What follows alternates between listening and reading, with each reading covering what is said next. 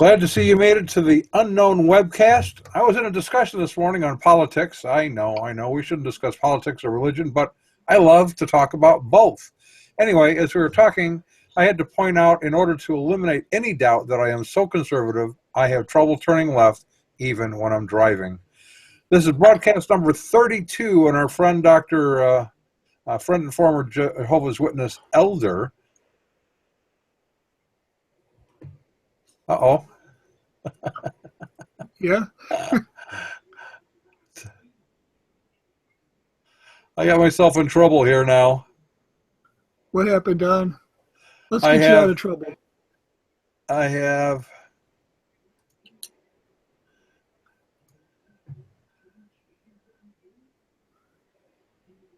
Well, what's that, okay. Don?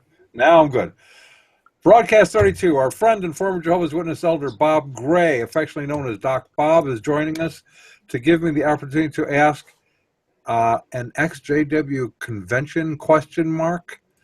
My name is Don Vino. I'm president of Midwest Outreach, Inc.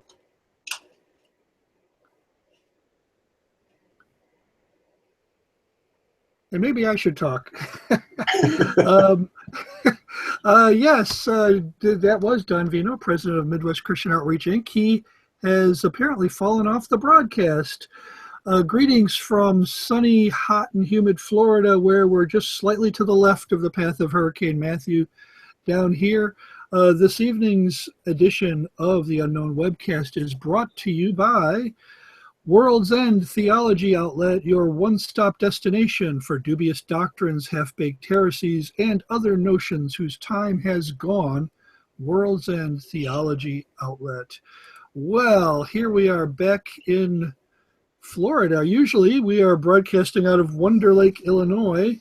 I guess I'm pinch hitting. I'm looking down at the bottom of my screen and I see Bob, but I don't see Don. So something must have happened. Well, let's just carry the ball, will we? Bob, what's going on with the JWs these days? You were talking about the most recent Watchtower convention. Is that a good starting point, or did you have another one? Oh, the conventions this summer were really bizarre based on some of the bunker mentality videos that they showed. They literally showed them in a bunker. And where'd they find this bunker? Is this? It was probably somebody's basement somewhere. But I think Don's coming back. Okay, I'm back. Good. What happened, Don? I had too many windows open and I clicked the wrong thing, and all of a sudden I was no longer there. I know that feeling. You know, according to Watchtower Theology, I went into cessation of existence. Well, yeah, I think I always wonder if people exist when I don't see them. I just kind of assume they don't. Yeah. So did you like introduce our sponsors, or because I didn't get quite? Yeah, we did that. We blew past that whole sponsor thing, and I asked Bob what a good starting point would be. We picked the convention this year, which he said something about a bunker. Is this are they trying to revive the Armageddon stuff or what? Well, I don't know. Bob sort of has a bunker mentality, so I guess that sort of does work. Yeah. No, they, more scare tactics. You know, they always accuse the churches of using hell to scare people. Well, I think Jehovah's Witnesses are way more scared of Armageddon than any Christian is of hell.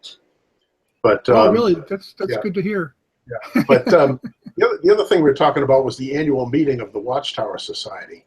It's the Watchtower Bible and Tract Society of either the Pennsylvania or New York Corporation, I forget which. And normally this is the time when they come out with new light about something.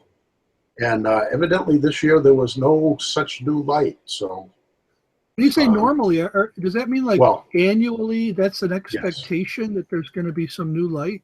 Oh, sure. Yeah, or Really? They'll announce some new publication. Sometimes they do that at the annual, they're called regional conventions now rather than district conventions. But yeah. So Okay. it's more of the same thing. You know, they're selling off property and saying they don't have any money. You know, anyone knows over the last, I think starting in 2004 when they sold the Furman Street building for $204 million. From then until now, they've sold off about $1.25 billion. That's billion with a B, $1.25 billion worth of real estate, and they're still asking for money. $1.25 billion, and they're still asking for money. Yeah. And aren't they the ones though that accuse the churches of being just in it for the money? Yeah. Back when I was first on my way out, this would have been probably 1994. I did a Dun & Bradstreet on the Watchtower Bible and Tract Society of New York, and at that point, there was one up there, and Dun & Bradstreet said their annual income for the New York Corporation alone was $1.24 billion annually. So, in layman's terms, how do you do a Dun & Bradstreet? I mean, and what does it mean to do one? I went online, looked up Dun & Bradstreet. I think they give you one or two for nothing. After that, you pay for them. And basically, it tells you about, it's a financial profile of an organization. It tells you who their major creditors are, how much money they move in and out, and how many employees they have. Not that the Watchtower technically has employees, but right, because everyone's a volunteer theoretically. Well, actually not. They're members of a special religious order. Oh, that's right. Yes. So like they're priests. It's and they've taken a simple vow of poverty. Mm-hmm. So they technically have no assets you can come after if you want to sue them for something. So they decided to take their assets out of Brooklyn, right? Yes. And they moved their assets up to Warwick, New York. One of the things that I have occasionally had the opportunity to meet people who have some of these higher up titles. I wish I could remember them. I think one of them is Pioneer. Mm-hmm.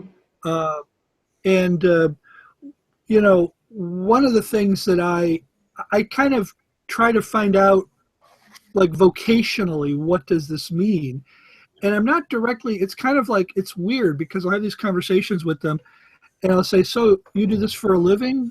I remember this, I asked this one time and he goes, and it was like this instantaneous, like knee-jerk reaction. Oh, no, they pay me like, $10 a month or something. I forget. It's like, what, they get paid some pittance, right? He wanted me to really understand that he doesn't make enough to make a living off of. Only from his perspective, I think he's trying to say, I'm not in it for the money, which of course carried this undertone that, Christian ministers are in it for the money, yeah. Which is kind of a nasty little swipe in my opinion. Yeah. No, actually I served as a regular pioneer from 1985 to 1990. And basically I was, at the time, I was dedicated to 1,000 hours a year of reported time doing Bible studies and knocking on doors. And I didn't get paid anything for it. Only, special pioneers and volunteers at the Bethel, at the headquarters, and circuit and district overseers get paid they call it a stipend.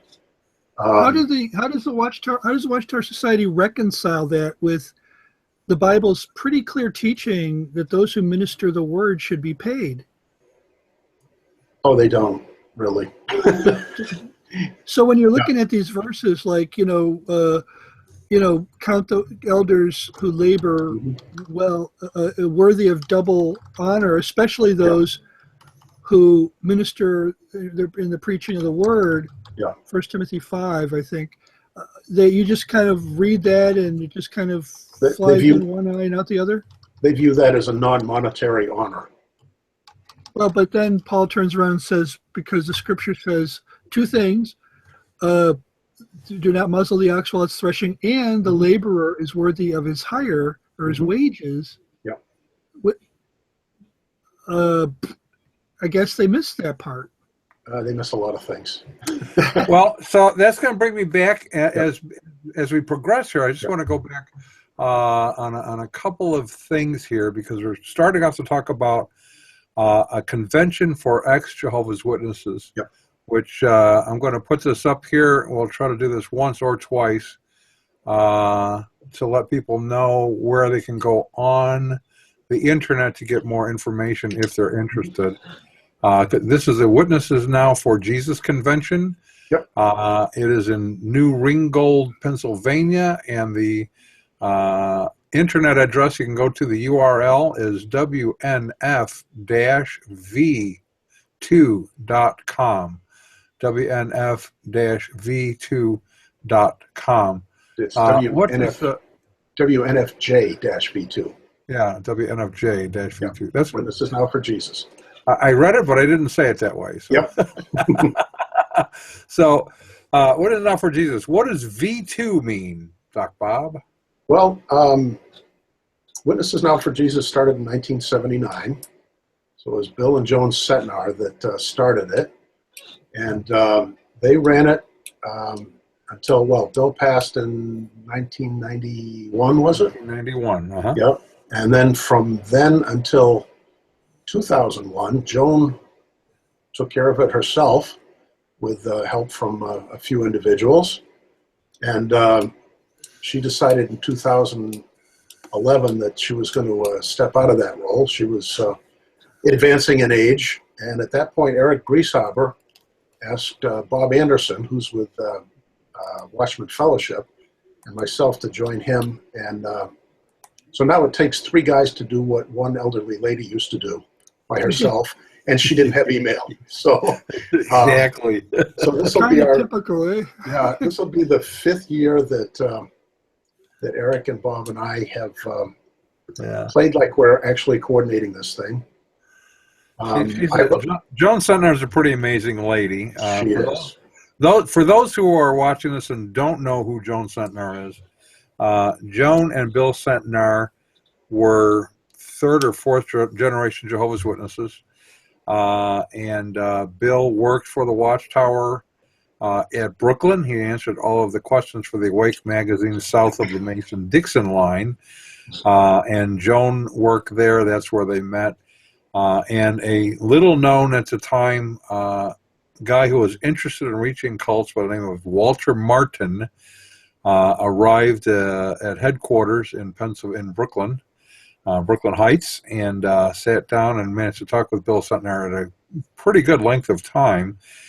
He came back a year or two later, and Bill locked him out of the building, wouldn't let him in. And then, and then in around 1960, I guess, they were kind of crawling around in her mother's attic and came up with a number of old Watchtowers awakes and began realizing that there were really serious trouble at Watchtower headquarters. They left in 1961, and then later on were kind of giving their testimonies in churches, and soon became believers after that. And then in the 1970s, they showed up at a place called Melody Land in California, where then a more popular Dr. Walter Martin was teaching. And Bill introduced himself, and then they started talking and doing things together. And then Bill in 1979 or 1978, I think, came home and said, I found the place. We have to start a conference for ex-Jehovah's Witnesses. And it was in New Ringgold, Pennsylvania, the Blue Mountain Christian Retreat Center. It's a great place. And that's how that started. So that's who Joan and Bill Setnar are and were. Joan, as you point out, is on the upper side of middle age. So she is going to be there this year, though. She's had 2 strokes, but she is recovering and is going to be there. Her friend Elaine's going to bring her, so that's good.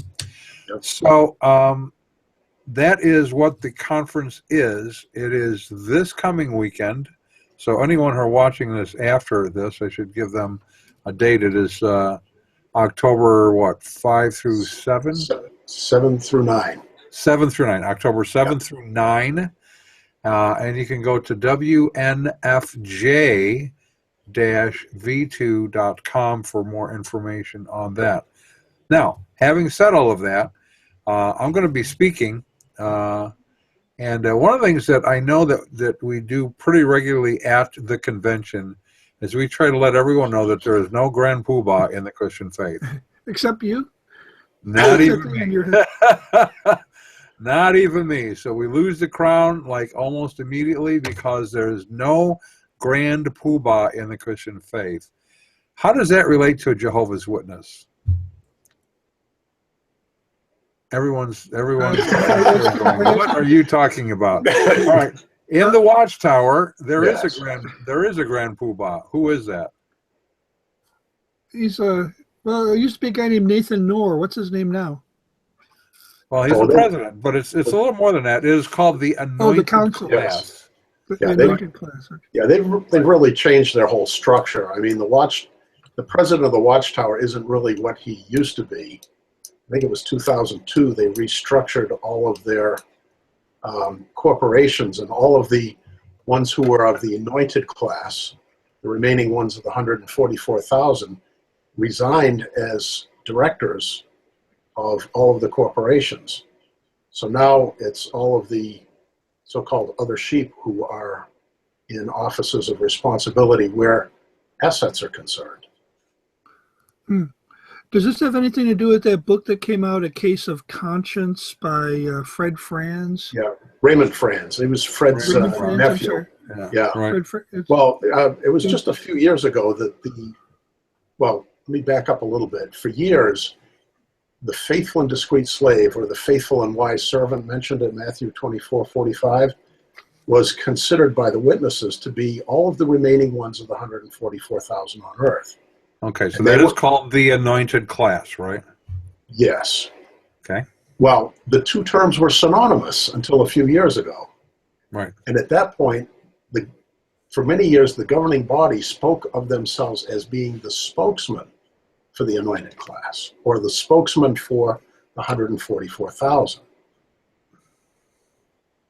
Spokesman for the faithful and discreet slave. 2 years ago, they declared themselves to be just the governing body is the faithful and discreet slave. Okay, so let me get I never really figured out. Okay, go ahead. Okay, we have anointed class, Yep. faithful and discreet slave, 144,000. Yeah. Those are then there's another group. It's the other sheep. The other sheep, but we're talking about these are the cream of the crop. Anointed class, 144,000, faithful and discreet slave. So now the governing body also. So is the governing body? We know they're not to be confused with the 144,000. Is it possible to get on the governing body if you're not a member of the 144,000? Technically, no. Technically, okay. All of the men on the governing body right now claim to be of the anointed. Okay, so they're okay. So they're the spokespeople for the 144,000, and they're now saying they are the faithful and discreet slave. Yeah. Previously, the terms 144,000 anointed were synonymous. The faithful and discreet slave were those that claim to be the anointed that are still on the earth, still alive today. Okay. And that was the faithful and discreet slave. So it was considered, and that was really their power base. Technically, everything that was published in the Watchtower came from the faithful and discreet slave.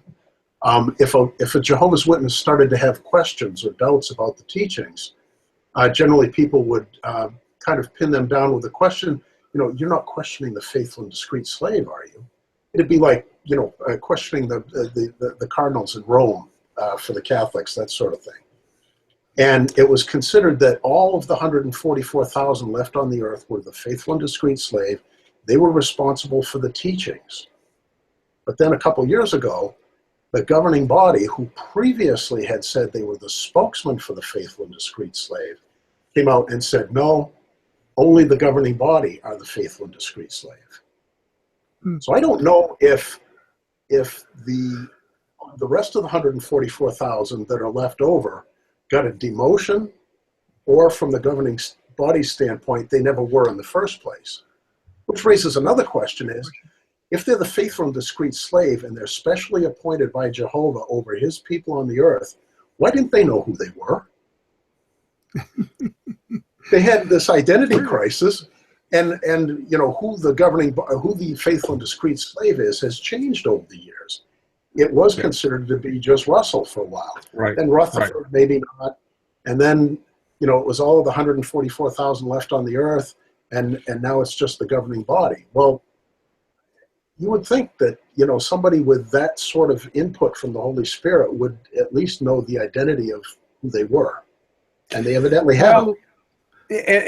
Bob, as you and I both know, many of these kinds of changes have to do usually with failed prophecy of one sort or another, and they're trying to fix it in advance. I remember the 1990s, we and others are saying, look, they're going to have to change the masthead in the Wake magazine on page 4, which had a declaration of, why do we print this? And they're saying that one of the things that they're printing it is that the end was going to come before the anointed class died off.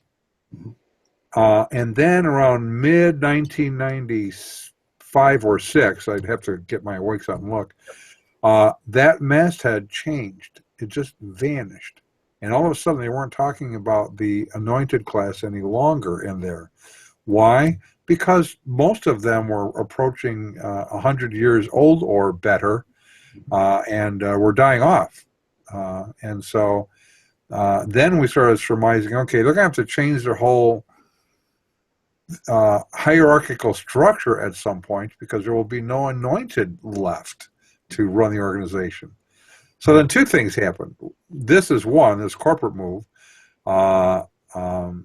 The other is, now I'm having a brain burp. What was the second thing? We had the corporate move, and then the governing body declaring themselves only to be the faithful and discreet slave. Yes, declaring themselves only to be the faithful and discreet slave. And they started bringing on sort of non-anointed apprentices. Now, yeah, they had done that quite some time ago. They've had helpers, they call them. But, back to Ron's question about being on the governing body and whether you have to be anointed. Sam Hurd, who is the only man of color on the governing body, used to be our district overseer.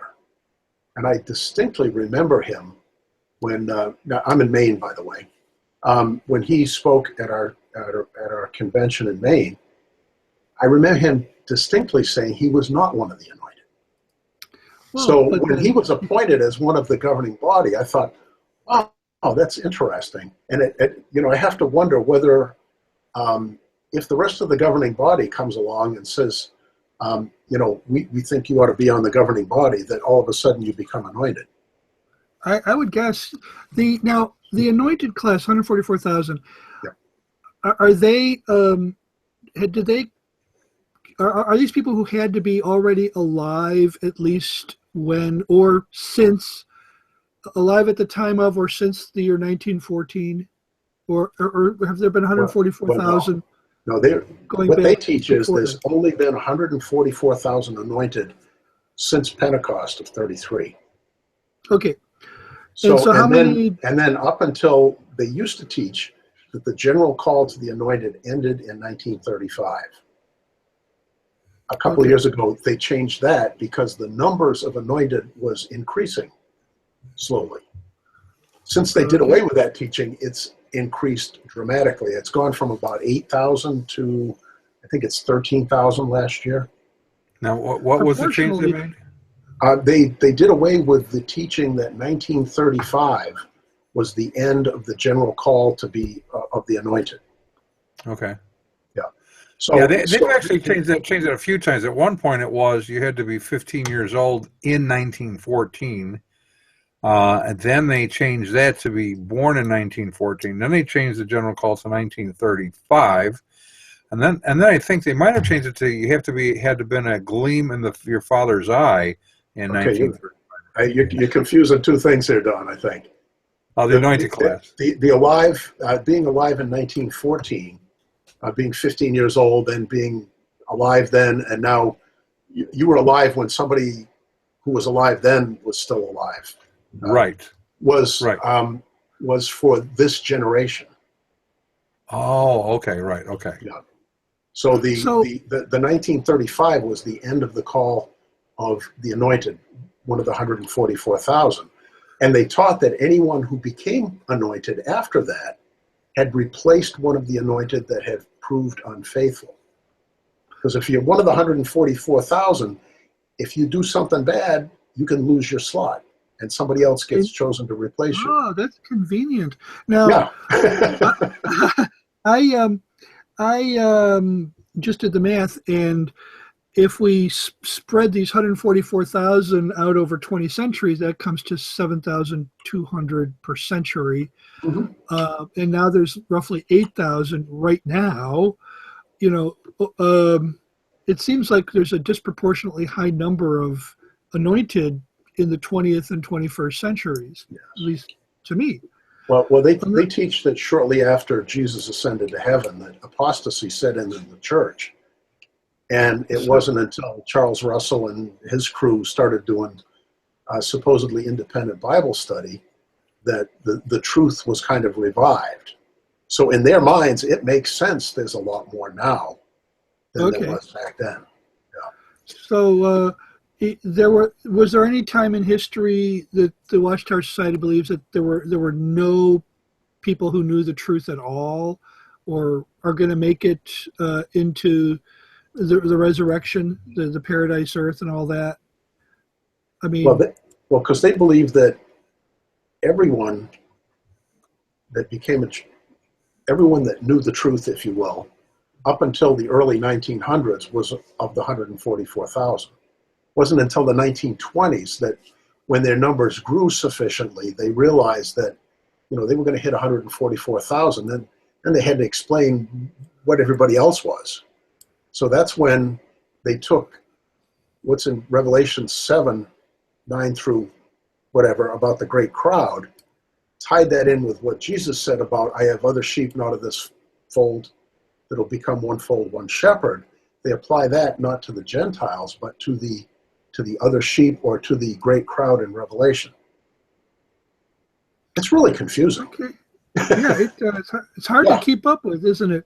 Yeah. So does this, when Jehovah's Witnesses, if they find out about this kind of thing, does it bother them that there have been so many changes and shufflings? Most of them, no, they're excited about new light.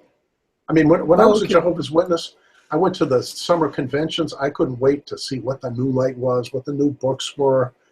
You know, it's for them, these changes are a good thing because they see it as Jehovah is straightening everything out. So it doesn't bother them that the anointed class was confused on a whole bunch of stuff 100 years ago. It doesn't bother them that they're contradicting. As Bob pointed out, he uses things a new light excuse, which sort of makes everything in the past okay, right, because they had less light, quote unquote, and therefore misunderstood things. Sure. Now they have new light and have it more accurate. And so, for example, they really tell two stories. We did an article on this, which you can get on our website, www.midwestoutreach.org, and look up the wheat and the weeds. The wheat and the weeds. Because they tell two stories on their history. One is that they were always faithful from the first generation to today, always passing on the faithful truth to the succeeding generations, never going into apostasy that whole time. But the second story is you couldn't tell where we were because we looked weed-like. We started doing pagan practices, celebrating Christmas and all those kinds of things. And so they tell really two stories about their history that are exactly opposite of one another, and the average Jehovah's Witness hears them both, and somehow it makes sense to them because of this whole new light excuse, which comes from Proverbs 4, which says that they quoted Proverbs 4, that the light gets brighter and brighter to the righteous as the noonday approaches. But they somehow leave the previous, the next section out, which says, but those who are stumbling around in darkness don't know what they're stumbling at. Yeah. Right? And so that kind of looks like this. I'm walking down the street, and I look ahead, and I see an object. And then as I walk farther and the light gets brighter, I can see that that object is a building.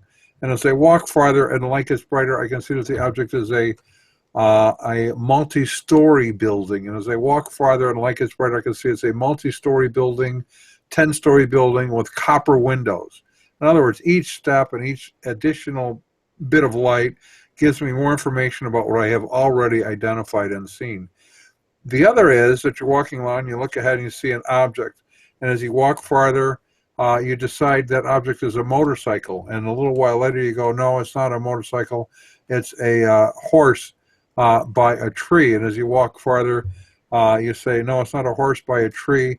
It's a tractor with a farmer on top. And as you get farther along, you decide, no, it's not a tractor with a farmer on top. It's really just an outhouse, which is probably the best explanation of what they're teaching. Yeah. Right? Well, Ron, you ask about it bothering them. Because of the emotional and spiritual investment they have in what they call the truth. Right. There's a defense mechanism that jumps in there where if you're bothered about something, it bothers you.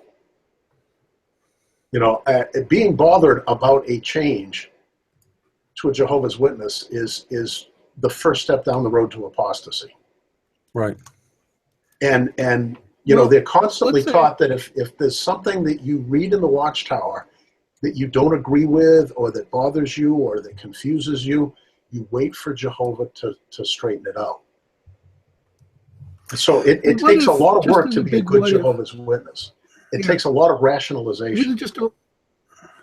There's just a what if here. What if tomorrow they reverse their teaching on blood transfusions?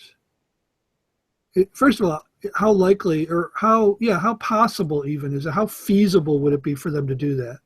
Number two, can you imagine what that would mean in terms of for people who had lost loved ones over the blood transfusion issue? Yeah. And I think it's going to happen because I think the whole thing with the anointed ones coming off the boards of directors back in 2002 was the first step in that direction. Mm-hmm. Because how is that connected? At that point, the anointed were responsible for the teachings. So the blood transfusion and all of that, was a teaching that the anointed received from Jehovah. Okay. Now, looking forward, and it's one of the first things I thought of when I saw him do this. I says, they're scared that if they reverse a teaching like the blood transfusion, that they're going to have relatives of people who died because of not taking blood sue them. So what they did was they took all of the people who were responsible for the teachings and took them off the boards of directors of the corporations that control the assets. So now you have this convenient legal firewall between the people who control the assets and the people who are responsible for the teachings and policies. And I think at some point with blood transfusion, they have moved so far on that over the years anyway. They started with, you didn't do anything that had anything to do with blood. That's why they didn't do vaccinations during the 1950s. And then as time went on, they started allowing certain blood fractions. You can do heart-lung machine where your own blood is taken out of you and recirculated. And their thing is, as long as it isn't stopped and stored anywhere, it's still just an extension of your circulatory system. So they've already moved quite a ways on that. They have, and Ron, if we look backward and ask the same question about transplants, they held the same position. They called it cannibalism. Yep. And yet at some point they had new light that it was no longer cannibalism. So you can pretty much tell new JWs versus older JWs because the new JWs assume that what they're teaching now has always been true. Those who've been in longer have been victims of the new light, let's say, surprised by the light. There you go. Yeah, and so I think Bob's right on this blood transfusion thing because they want to avoid the financial loss of potential lawsuits. Now, speaking of new light and changes, you have a word from our sponsor. Yes, I do. Our friends at World's End Theology Outlet have a question. We know what the problem is. I mean, come on, it's pretty plain. The problem is men's hairstyles have gone downhill at your Kingdom Hall. The reason? Well, misunderstandings arising from the New World Translation revision. The solution, grease your head with classic New World Translation hair oil. This hair oil does not depend on the revised New World Translation, but is based on the classic old light of the New World Translation, where we have such verses as, with oil you have greased my head. This is the solution to the hairstyle problem at your Kingdom Hall. Classic New World Translation hair oil based on the old light of the original New World Translation, available this week at World's End Theology Outlet. Yes. So there you go. Light, there's a lot to be said for old light, don't you think? Go out and grease your head. Hair oil or snake oil, which? He has greased my head with oil. So it sounds like you're saying that, okay, the fact that they have made these corporate restructurings in order to protect them from being sued is kind of at least a tacit admission that they did something wrong. If I mean, you're anticipating a lawsuit, people are going to feel wronged and they're going to come after you. Now, not that they're going to admit that they're wrong, but isn't it obvious? Well, from a witness standpoint, it's them against the world. And, you know, they expect to be persecuted even though they're not doing anything wrong. They're not going to be persecuted just by people outside the Watchtower, although by the time the lawsuits come, those people might be outside the Watchtower. Well, that's the part of that whole bunker mentality I was talking about earlier. They are priming the witnesses for a big persecution. They believe that Babylon the Great, the world empire of false religion, is going to turn on them at some point in the future. They have such an inflated view of their importance in the world. They think that they are the target of all the churches. And the irony here is that the lawsuits, if they come, they would come not because of anything that those churches did, but because of things they did. And yet they're going to find a way to blame it on those churches. That's what you're saying. Churches and the governments, yeah. Sure. It's their fault that the Watchtower Society changed its teaching on blood transfusions. Yep. I get it. Because if there's new light, obviously it came from Jehovah. Where did the old light come from? We have a question, by the way, from one of the audience. Wouldn't a contradiction in teaching qualify as new light? They're asking. Well, sure. I don't understand the question. So it's kind of like, Don, when you were saying before that, you see this thing, you think it's a motorcycle, then you think it's a horse, then you think it's whatever, and then it becomes a motorcycle again. Well, they've done that with teachings. They had that great teaching about whether the people who were killed at Sodom and Gomorrah would be resurrected or not. And they've gone back and forth on that 5 or 6 times. Yes, they will be. No, they won't be. 8 times. Now, yeah. They've dragged those poor people in and out of their graves so often they're worn out. Yeah. I was talking with the Jehovah's Witness about that very issue, and then the next week, because they were doing the Paradise Earth, I think it was in that book they were in, and they were in a group and they're going through their book study, and he had a copy and someone else in the group had a copy, different printing date. Yep. Different positions on that question. Same book. I had that happen. Which book was it? I had that happen myself. It was the, what was it, Don? You just said it. Paradise Earth, I think.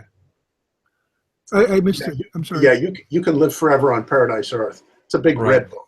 Okay. It was their prime study book for many years. Yeah.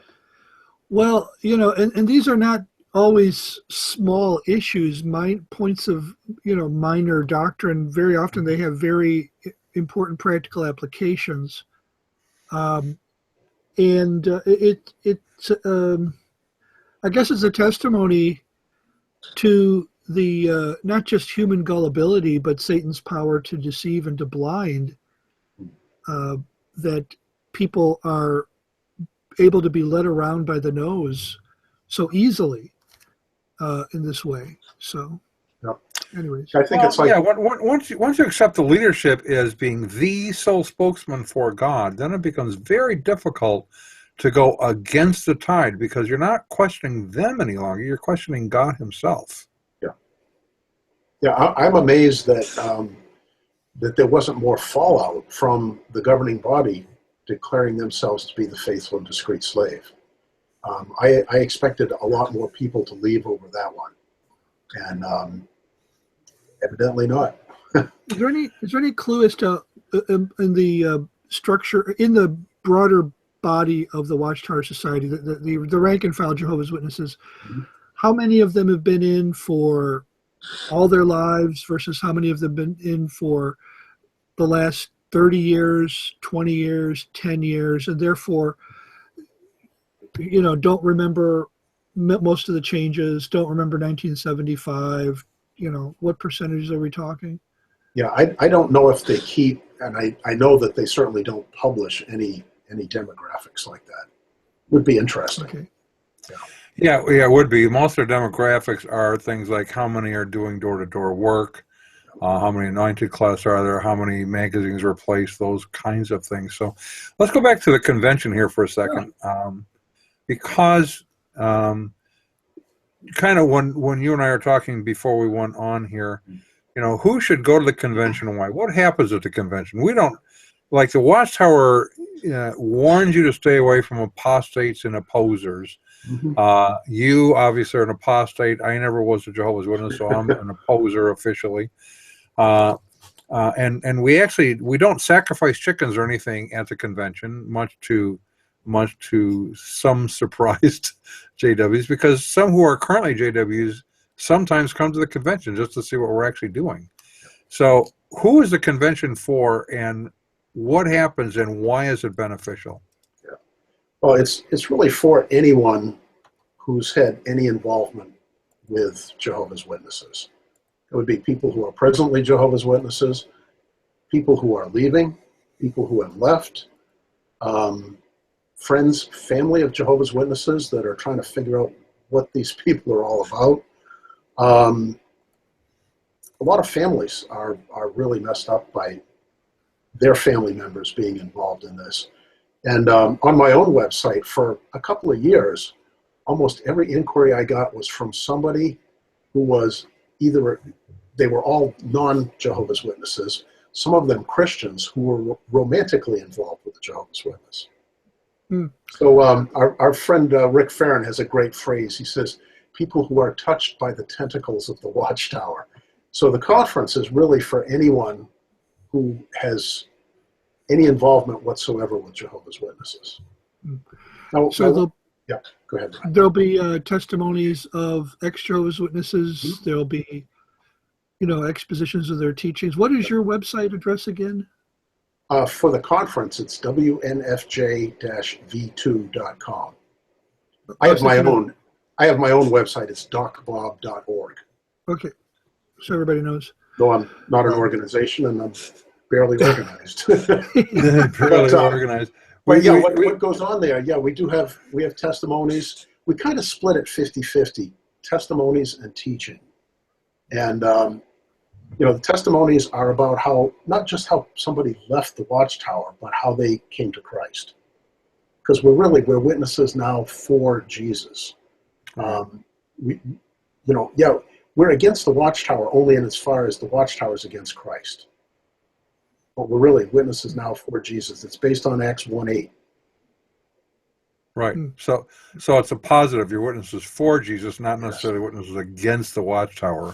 Yeah. Now, of course, we will have teaching that will refute many of the teachings of Jehovah's Witnesses. Right. We have another question, by the way. They're asking, I wonder how the men behind the curtain can be revealed if the institution can make outright contradictions. Help, ? It's a good question, because they do a good job of trying to keep themselves in a position of being unaccountable. we are God's prophet, but we're not. We don't claim to be inspired. How does that work? And therefore, we can make mistakes. That's why we have new light to correct past teachings that were in error, not false. They were just in error. Well, I think the question isn't so much exposing them. I think they've been thoroughly exposed. Right. The question is how to get active card-carrying witnesses to actually look at it and see it for what it is. How many people actually get to meet the anointed class, or get to meet the governing board? Do they? They're generally, I mean, I met a couple of them while I was a Jehovah's Witness. I actually met Ray Franz when he was still on the governing body. They do get out and speak in various places. At some of the bigger regional conventions, they'll be there. And depending upon who you are and how bold you are to go up and just say hi to one of these guys, yeah, you can meet them. You're not going to have any substantive conversation with them. You can't? No, they don't have time to sit down and, chew the fat with, peons. Or even explain Watchtower doctrine. They won't do that. Well, no one would question them on that, though. Okay. If you're a witness and you're going up to meet one of the governing body, you're not going to go, hey brother, what about this? You guys are all of a sudden the faithful and discreet slave. Who do you think you are anyway? That's not going to happen. I was just thinking of a person who wanted, for an explanation of something that they don't yet know or something. Mm-hmm. But then that would be admitting maybe a weakness on your part, and I don't think being in the Watchtower Society encourages that. No. In fact, I always look at it, if you're a Jehovah's Witness, you have a spiritual career. And there are, like any career, there are things you can do to advance your career, things you can do to retard it. Well, any questioning will definitely retard your career. And if you question things too much, you'll be viewed as being spiritually ill. And then people will start to draw back from you because they don't want to catch what you've got. And if it's explained to you and you still don't go, now you're an apostate. Well, I wasn't thinking of even that. I was thinking of just inquiring for purposes of learning, of seeking instruction. And my understanding is that even that more innocent way of approaching can work against you in the Watchtower Society sometimes. If they expect that you already should know it, that could be a problem for you. Yep. So the convention. Yes, back to the convention. Yeah. And one of the things at the convention that you can do, and we encourage you to do, is ask questions. Yeah. It's an interesting thing because we've got people, on a pretty wide spectrum of experience with the Watchtower. So it's a pretty wide audience to try to deal with. So we kind of tread a thin line between making this a soft landing pad for exiting Jehovah's Witnesses, and it certainly is that. I mean, when somebody is exiting the witnesses and they come to the conference, they'll find a whole bunch of people that know what they're going through. I mean, leaving the witnesses isn't like, leaving the Baptist church over here and going to the Presbyterian church over here. It is a gut-wrenching thing to have to go through because now, I fortunately had no family involved when I was in, but I was in for almost 25 years, and I lost every friend I had when I left. Right. One family that we let out, they had been in, she was third generation, I think. So the day that she left, she lost 64 family members that day. Yeah. Wow. So that's one aspect of it, is kind of a support structure. And people come to the conference and they meet people. The first one I went to was in 1998. And I met people there that I had been talking to online, and they had been supporting me online for 2-3 years. And I'd never met them face to face. And finally, when I went up to Blue Mountain that year, I get to meet some of these people. And one of them's Don's wife. Yep. And So there's that. There's the educational part of it. I mean, when people come to the conference, you can learn a lot online, but we have good speakers like Don, and we have several others that are kind of regulars at the conference, and they do some really good teaching. People can just meet and just get a hug. Sometimes that's what it takes. A couple of years ago, we had a woman show up, and what we do Friday mornings is we pass a microphone around the audience, and those that want can introduce themselves, talk a little about their involvement with the witnesses and what brought them to the conference. And we had one lady there, she wouldn't even look up. She looked at her feet the whole time she was talking, and it was just, she was down and defeated, and I've lost all my friends and my family and all of this. And we had a group of women there that just surrounded her the rest of the weekend and loved on her. And I'll tell you, the transformation, it was almost a physical transformation in that woman by the end of the weekend. And the next year she came back and gave her testimony, and she's speaking again this year. So, I think of it as the 3 E's. There's educate, equip, and encourage. We're there to educate people. We're there to encourage them. Also, the teaching equips those former witnesses who want to be involved in ministry to other witnesses and exiting witnesses. They get to be equipped by other ministries like Midwest Christian Outreach and Watchman Fellowship and Keith's Evidence Ministries. And Evidence Ministries. He does a really good job. He's grown a lot. Yeah. It seems there are 2 themes that I can recall, at least, and I've read books. I remember years ago, there's a book called "We Left Jehovah's Witnesses, a Nonprofit Organization." It was a set of essays or testimonies of ex-Jehovah's Witnesses, and I got to meet a couple of people who contributed to that book. And it seems that there are 2 basic themes that permeate these testimonies. One is the teaching theme, that is, they run up against teachings that they can't explain, that they're not, that they just appear to be very unbiblical. Of course, at that time you had the 1975 issue was big, but you also had other things that were gnawing away at the minds of these ex-JWs. And then you had the practical, the orthodoxy versus orthopraxy, the contradictions in behavior. Jehovah's Witnesses priding themselves on being believing in the equality of everybody, and yet people had testimonies of overt racism that they encountered in their kingdom halls and among their fellow JWs, and other glaring inconsistencies. Is this still pretty much the case, or has it shifted? Is there a bigger theme? Is there another theme? What are the biggest themes in the testimonies of people as to why? What was pushing them out? What was leading them to leave?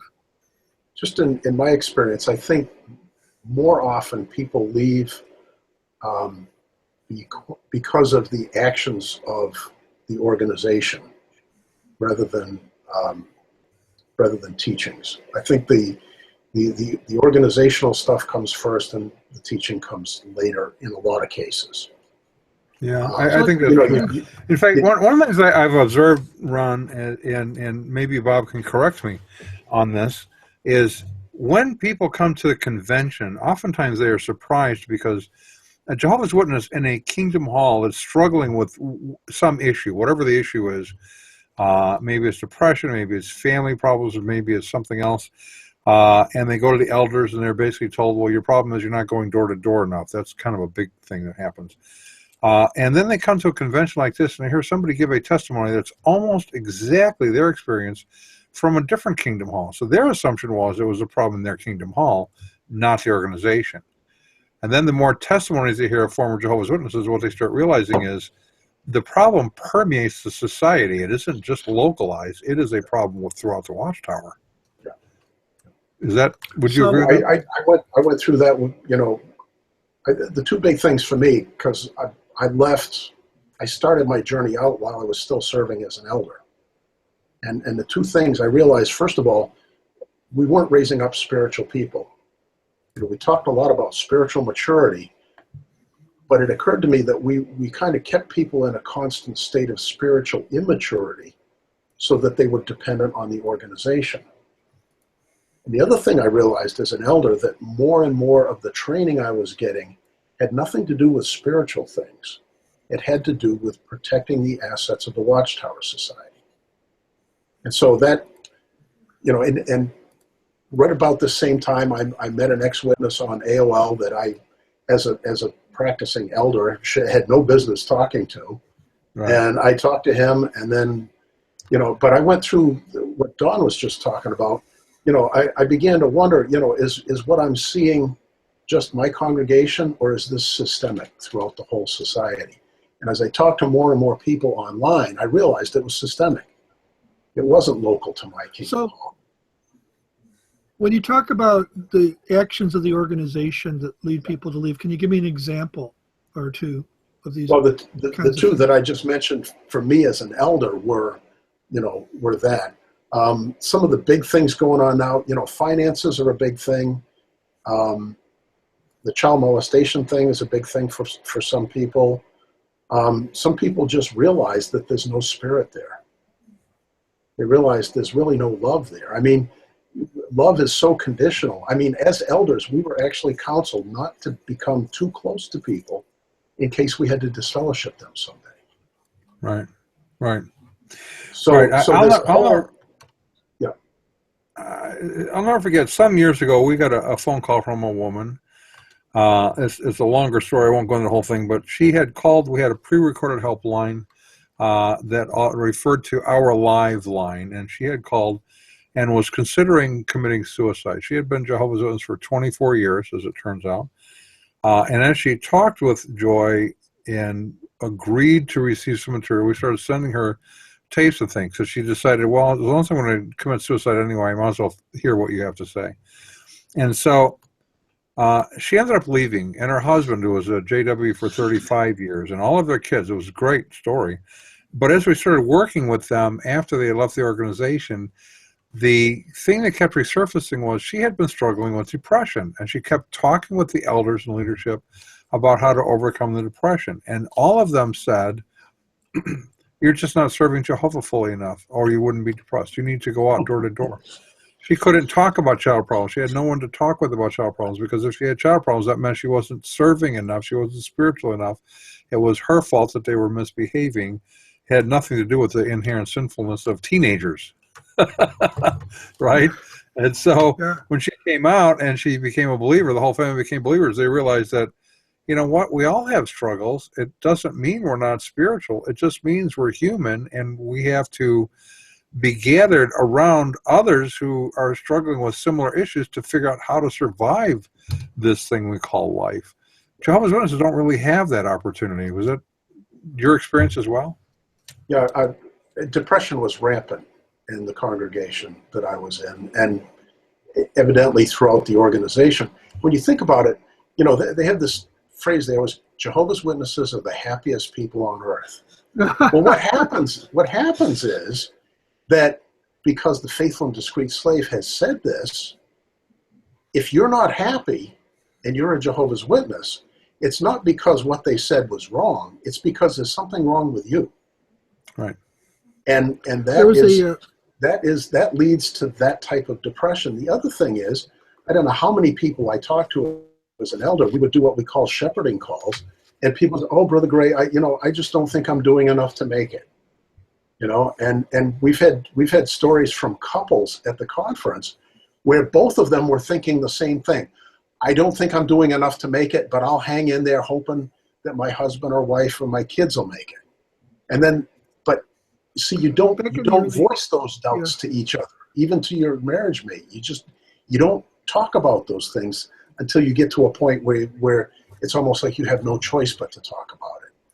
But here you have a husband and wife. That's exactly right. So at the conference, you can meet others who had the same kind of thing as they're talking about. You go, well, wait a minute. Yeah. That's the problem that we had, and because we had this with this couple I was talking about.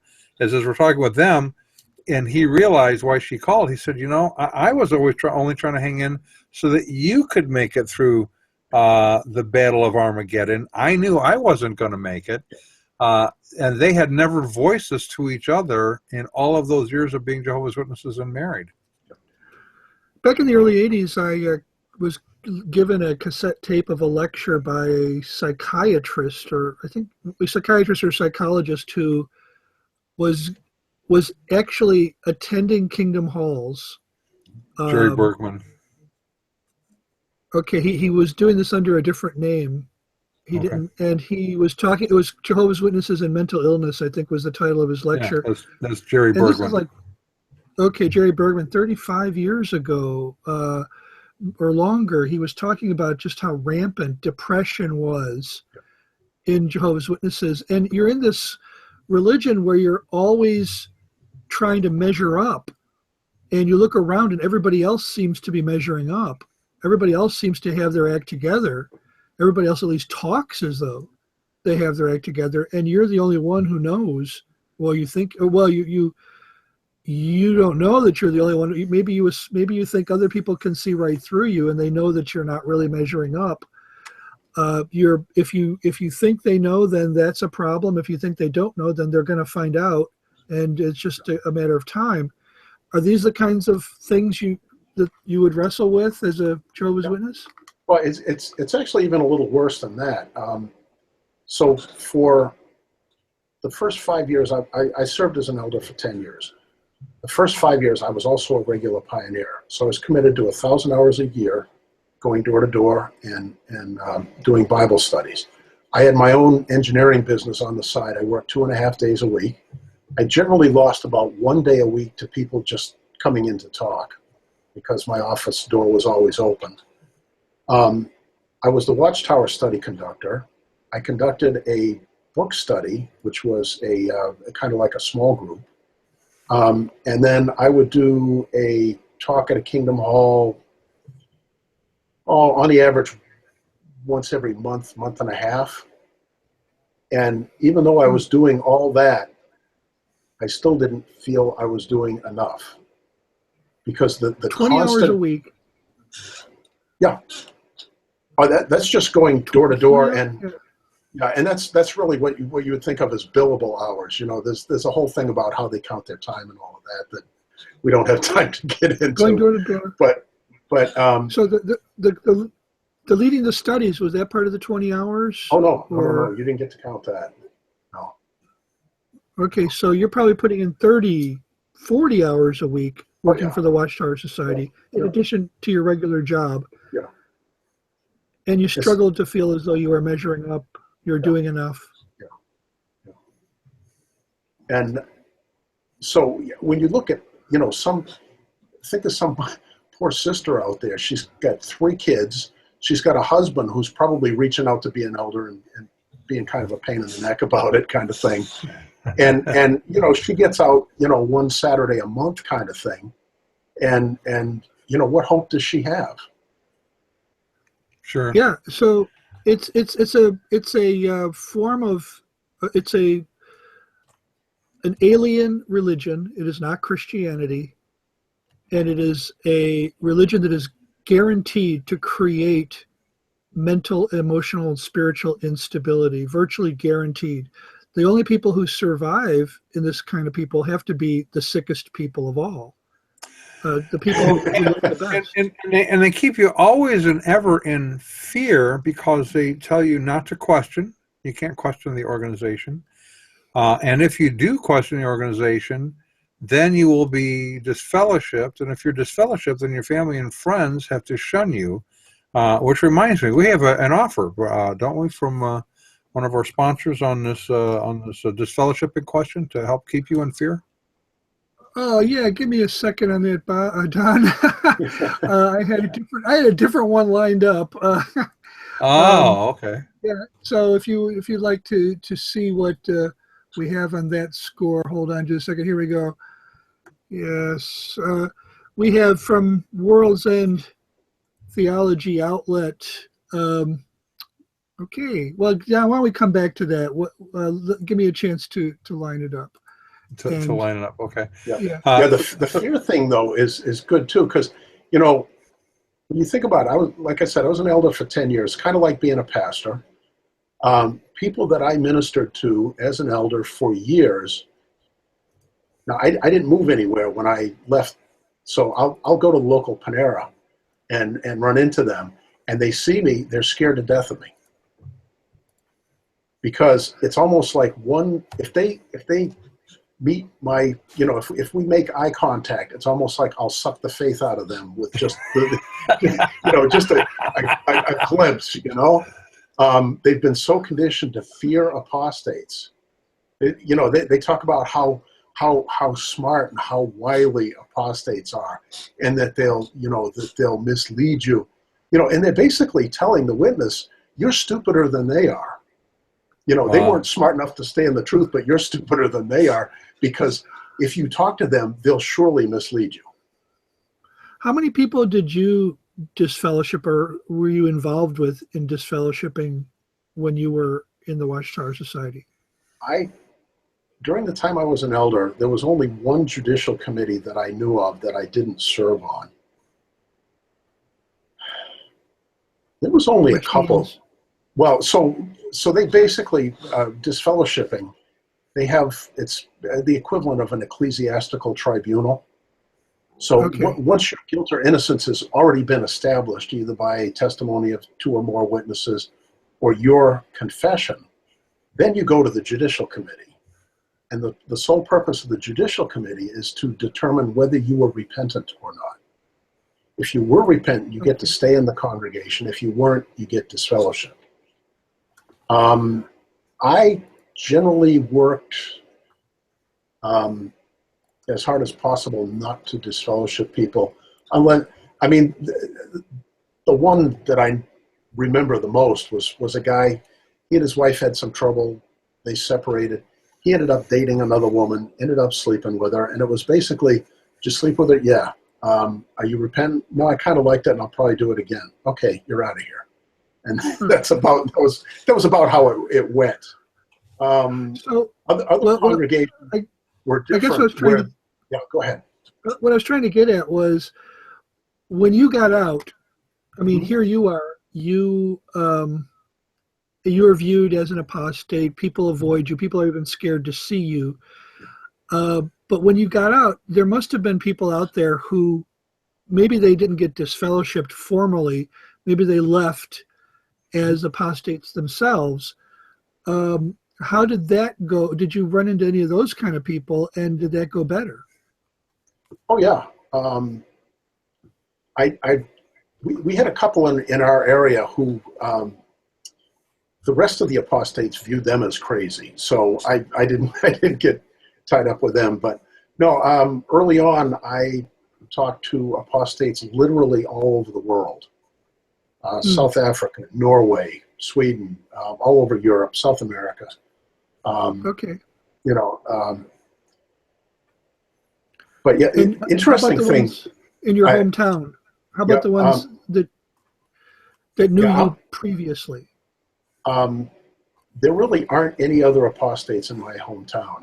I'm like a special case. One of the interesting thing is, no comment on that one. Yeah, thank you, Don. I appreciate that. I did start to make contact with the grown children of my contemporaries when I was a witness who had left. And it was the oddest thing, almost to a person. I'd get with them, hey, let's get together, coffee, dinner, whatever. And I'd start talking against the Watchtower Society, and they would almost instinctively, even though they'd been out of it for years, they'd almost instinctively defend it. Wow. All right, you know what? It can be that strong. Yeah, it can. We have run over our time. So, this will be a good Ron, time you ever watched our World's End Theology outlet? I sure do. We have a question from World's End Theology outlet, several actually. Do you struggle to find the time to deal with all the evil slaves in your midst? Do you need help in making examples out of those who question Jehovah's organization? Are there more apostates in your Kingdom Hall than you know what to do with? Well, millions now living will never fly out of your kingdom hall faster than with the left foot of disfellowship. It has patented technology that automates the process. You line them up, it kicks them out. It's the winner of the 2015 Soul of the Organization Award, only available this week at World's End Theology Outlet, the left foot of disfellowship, ladies and gentlemen. Is that helpful? Do you think, Bob? Do you think it'd be helpful? Oh boy, automating the process. I was an automation engineer for many years, so that strikes a chord with me. All right, so we're going to commence our little wrap up here. First, Bob, why don't you extend an invitation to those who are viewing, and it's ahead of the conference time, so they can still make it there. Let them know where they can look it up and make contacts and that sort of thing. Yeah, so again, it's the website is wnfj-v2.com. If you look on the right side, there's a whole bunch of links there. The bottom link is where the conference is live web streamed. So if you can't make it there, you can be there without being there. You can watch the entire conference as it's web streamed. Right. Have Now, you done this before? is Sylvan doing that again? Yeah, actually, it's going through Blue Mountain Christian Retreat. Okay. So Sylvan's working the camera and all of that, but it's actually Blue Mountain Christian Retreat's web stream. Gotcha. So they live web stream all of the stuff that goes on there. Gotcha. How much traffic did you get last time you did this? I don't remember. It varies during the day and, which coast you're on, that type of thing. Okay. I don't know how many were there. Yeah. Right. So, Trying to do But yeah, by all means, come. Go ahead. You still have time to go to the conference. You don't have to sign up in advance. Unless you want to get a room, then contact the retreat center and reserve a room if they still have them available. It's a free will offering event, no cost to go there, so you can contribute or not as they pass the hat. Those of us who really have a heart for this tend to support it, but we do that so that those who cannot afford but do want to be there can come. All right. Okay, so that's the invitation from Doc Bob and those at Witnesses Now for Jesus Convention. Ron, do you want to do our end credits? And then next week we will be talking about, I don't know what we're talking about, something. It'll probably be a subject of some kind. Andy Stanley, Jesus and the Bible, I think is what we're talking about. Oh, good old Andy. All right. Well, we want to give credit where credit is due. So our resident cult leader profiler is Neil before me. Our tinfoil hat provisioner is Justin Case. Our Jehovah's Witnesses coverage is provided by Armageddon and D. Opposer. Our Mormon Archives manager is Polygamus. Our Liberal Denominations Bureau Chief is Lucy Goosey. Transgender issues coverage is handled by Ben Hur. Special correspondent for cults based on the Hindenburg disaster and flying turkeys is OD Humanity. Our fact-checking supervisor is Yoleg Pulling. Technical assistance is provided by Murky Research. Our legal advisors are from the law firm of Dewey, Cheatham, and Howe. Our grievance resolutions director is Yvonne Pisami. Our director of privacy assurance is Wiretapping. Original ideas sources comes from Drew A. Blank. The Unknown Webcast is a production of Midwest Christian Outreach, Inc. in cooperation with Emergency Manicure Productions, which are solely responsible for its content, although you will never prove that in court. Now it is time to say goodbye. Now it is time to say goodbye.